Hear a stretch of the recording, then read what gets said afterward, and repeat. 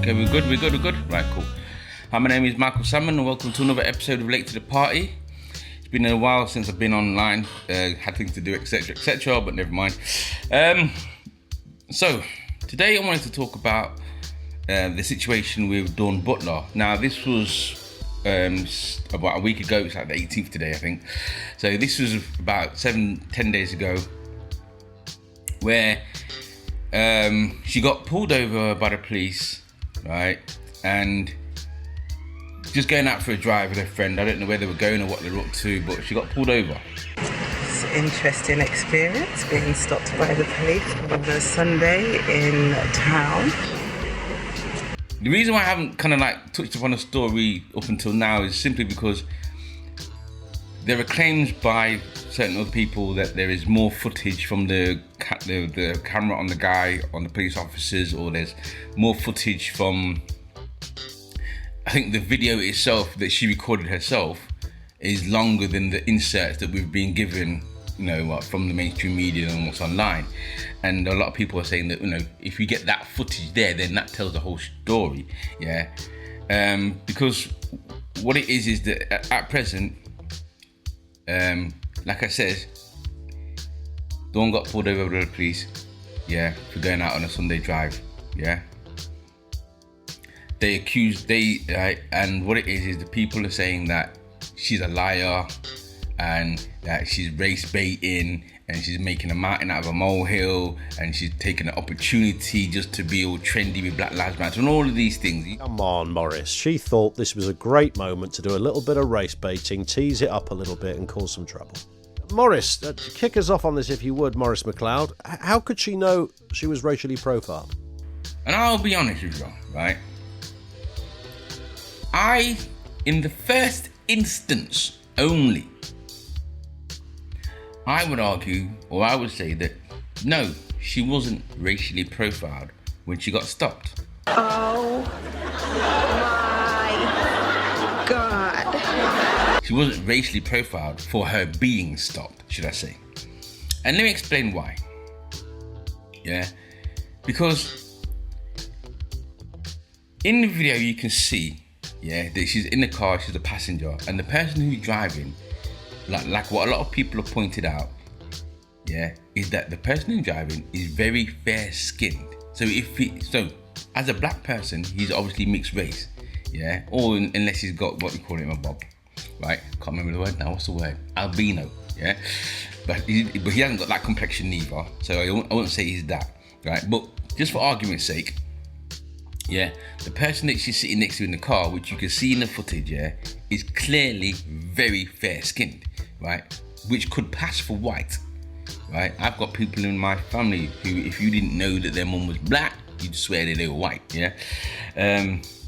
So, based on that now, I'm thinking that from a distance, if a police car goes by or is passing by or they drive past the police car, right? Or more than likely the police car was following them, yeah? It wouldn't be because they were both black, because the guy in the driver clearly doesn't look black from a distance. He looks very white, yeah? And to be honest with you, a white guy driving in a car with a black person, especially a black female, doesn't set off alarm bells.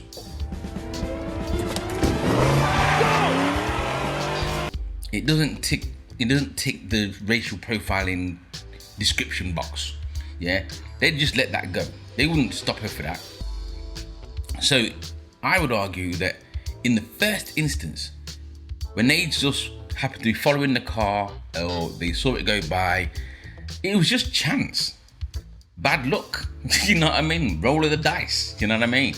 Yeah, they've rolled the car, they've done the plates and whatever, made a mistake and said, oh, this car looks like it's supposed to be from Yorkshire or wherever the hell it is. Police said in a statement that an officer had incorrectly entered the registration number into a police computer which identified the car as registered to an address in Yorkshire.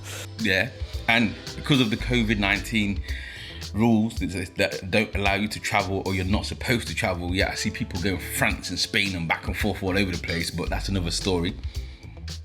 Yeah. Them pulling her over or pulling the guy over, and she happens to be a passenger, is, I would argue, legitimate in that case. However, However, right, once they'd pulled her over, yeah, this is where it went tits up, right? And there's a specific, I don't know, because of the video footage that's been leaked out all over the place, it's very chippy and choppy. So it's not exactly sure when this happened, but I can say this did happen because I have the footage, right? So they get pulled over and the officer starts asking them the usual questions, yeah? Blah, blah, blah. And she even admits she never had a problem with that. As I said, I had no problems with how the stop happened. Yeah. So then, this is the critical corner. They ask her, I think they asked the driver, we pulled it. They even explained to the driver what was going on. The first time, he said something about North Yorkshire. Run it through again the second time. It's fine. There's no issues. It's come back registered to you the second time. Yeah. Now, was she fishing to ask the question, why did you pull us over? Not really. It's a genuine question to me, to be honest with you. Genuine question, right? And the reason why I say it's a genuine question, yeah, is because black people run on a vibe. They sense things, yeah? And as a black person, if you've been pulled over enough times like I have, right? There are certain lines of questions that we go through or we have thrown at us that I would argue that most of you indigenous nationalists don't get, yeah? And for me, it's that part where it all went downhill, right? So this is what happened, or this is the footage that I've got to explain why. We're going out. Okay, whereabouts?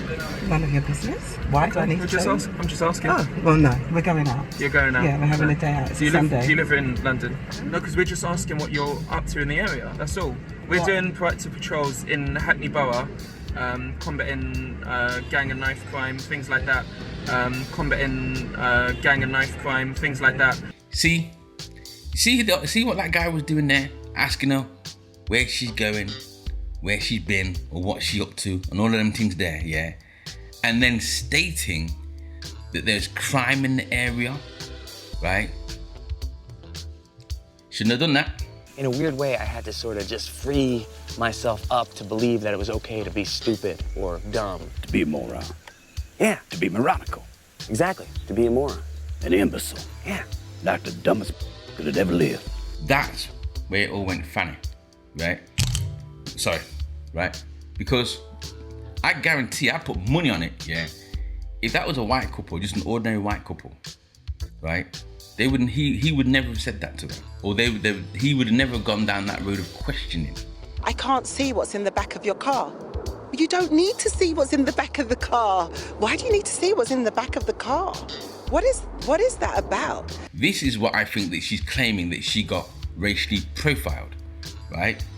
Not for the actual being pulled over, but the line of questioning and the direction of the questions that she got once they'd been pulled over, because like I said, it was, you couldn't tell, yeah?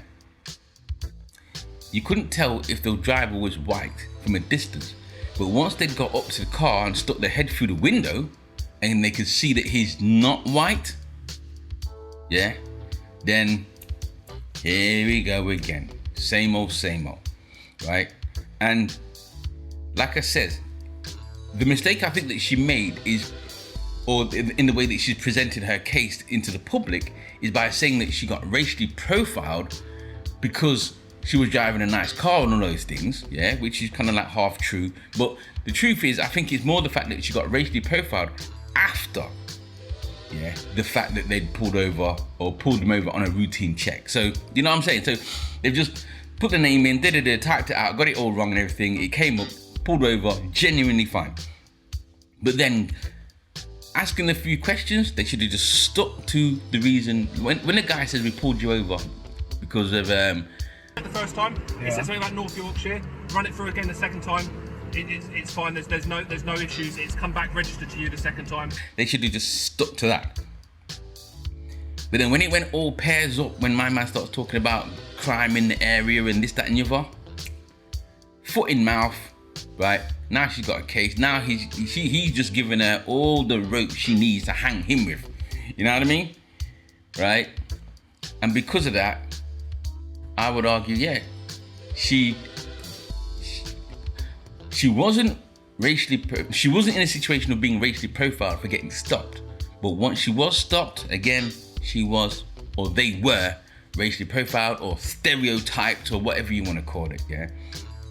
And what I've noticed when you listen to the radio shows and the people who are phoning in and talking, yeah, all of them are just basing it on that she's a liar because of the evidence that shows that, oh, the guy in the car wasn't black on da-da-da-da-da. And it's one of those things where white people, well, not all white people, but a certain degree of white people don't understand or they don't get. It's this subtle difference in the way that you're treated, yeah, when you're approached by authority or even just all the white people in general. And should I do the example? Yeah, I'll do the example. So here we have, my example would be this, yeah. Let's say that I was driving a car and then let's say my friend was driving a car who happens to be white, yeah. My friend would get the same questions. He gets pulled up, they knock on the window, so forth and so on. Excuse me, this is your car? He says, yes. Right, do you know why I pulled you over? He says, I don't know. You say, well, I pulled you over for blah, blah, blah, blah, blah. Right, we're gonna check your details, and if everything checks out, you can go about your business. Is there anything in the car that you want to let me know about, just in case? And he's like, no. Have you had a drink today? No, I'm good. Yeah. And then once the details come through, off he goes. Now, same kind of line of question when it's a black person is this. Excuse me, is this your car?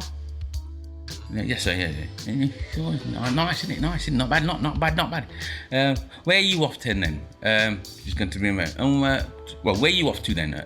Just going to meet my mate.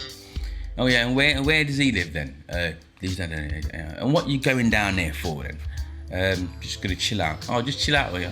Anything in the car that you might want to let me know, or anything on your person that you might that you might want to let me know of? No, I'm cool. You sure about that? You know what I mean? I don't want to have to go in the boot and find something that's not supposed to be there.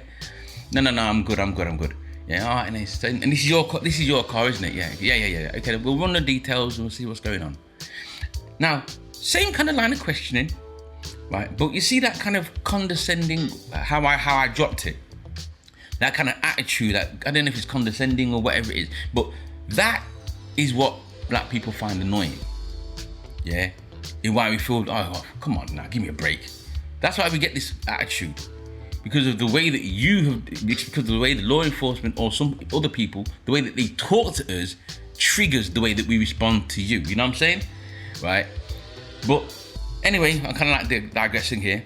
But like I said, yeah, for me personally, right, she wasn't profiled, but yet at the same time, she was profiled, yeah? And all I can say is that it depends on, for a lot of people, it's going to depend on what perspective you see it from. Now, I've explained my perspective, and I'm sure if you watch a lot of the other people out there, how they've broken it down, especially like someone like Talk Radio and so forth, he's all trying to say, oh, what did it come like? Oh, black people, what black people can't be stopped and whatever. No one's saying that you can't stop a black person who's driving in a car. If you extend that logic, then the police would pull no black people over. But just treat them as you would treat anybody else. And that's the issue. You know what I'm saying? Because the way that they're treated is not the same. But as a white person, or like I say, an indigenous person, a lot of the time you probably won't notice that because you're not white. No, you're not black, so you wouldn't even recognize that. You know what I'm saying? But anyway, that's my opinion on the Dawn Butler situation as of now. Because like I said, there might be footage that comes out later on, like what happened with George Floyd, where footage came out a week later or 2 weeks later, and it might change my opinion. But as it stands now, this is what I think. So let me know in the comments below. Do you think that she was racially profiled, not racially profiled? My name is Michael Salmon, and this was another episode of Late to the Party. And don't forget to like, share, and subscribe. Peace. I'm out.